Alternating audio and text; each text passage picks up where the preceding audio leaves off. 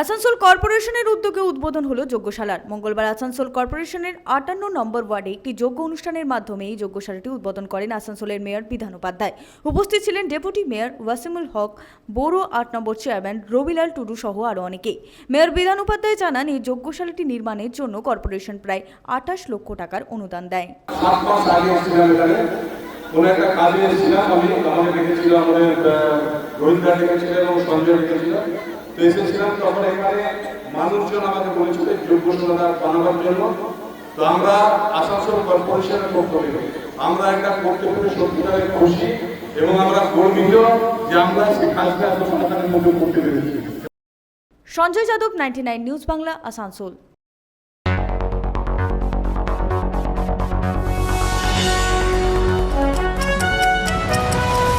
আপনারা দেখছেন 99 নিউজ বাংলা। বদলাবো আমরা।